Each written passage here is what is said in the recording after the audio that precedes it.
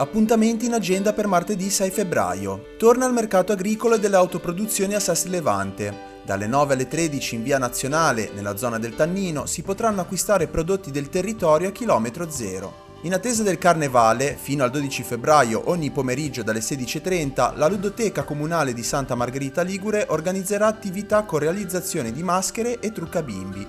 Per il ciclo 10 volti di Genova, gli editori genovesi La Città, dalle 17 nella biblioteca Benzi e Genova si parlerà di ricette della tradizione nel quinto incontro Genova in cucina.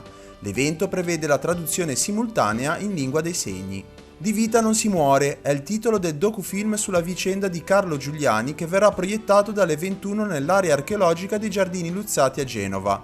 A seguire si terrà un dialogo con la regista Claudia Cipriani e Niccolò Volpati. L'ingresso è libero e la prenotazione è consigliata. Il Teatro Comunale di Sori ospiterà dalle 21 la commedia poliziesca in 2 atti intitolata Il colpevole in sala, organizzata dalla Scuola Teatro Lab di Recco in collaborazione con la Proloco Recco. Il ricavato verrà devoluto a favore dell'Associazione Nazionale Genitori Persone con Autismo.